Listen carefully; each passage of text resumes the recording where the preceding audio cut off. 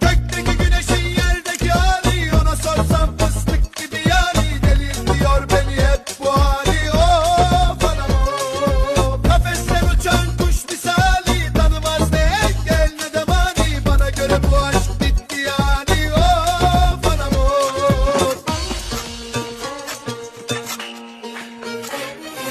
Dur orada dur, çok koşan çabuk yorulur, sorma dur. Düşersen yazık olur, dur orada dur. Çok koşan çabuk yorulur, sorma dur. Düşersen yazık olur, sorma ayıp ama yakışmıyor bu sana. Yapma be güzelim, ne oldu bana? Ağlama ayıp ama şikayetin hep bana oldu be güzelim, döneceğim sana.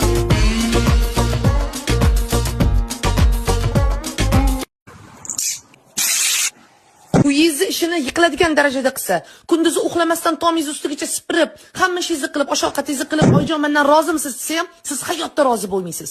Chunki siz shunaqa qaynanasiz. Bu eslatib o'taman, hamma qaynanaga tegishli emas. Bu ayrim qaynanalarga tegishli. Iltimos, kelindan kutasiz, talab qilasiz, ozodalikni, saramjonlikni, vaqt kelsa gap so'z chiqmasin, vaqt kelsa uni qilmang, buni qilmang, lekin kasal paytda yoqmaydi. Tan oling, kasal paytda yoqmaydi. O'g'lingiz puli ketmasin deb darrov ota-onasiga jo'natasiz. Nimaga siz undan kelindan talab qilayotgan narsani o'zingizdan ham talab qilmaysiz?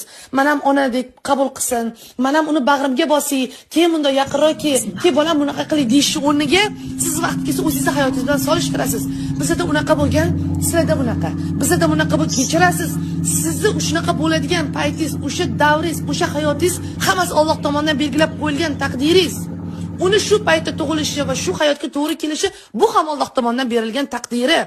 O'zingizni solishtirmang. O'zingizni kelinni hayoti bilan solishtirmang. U ham o'zining hayotini yashasin.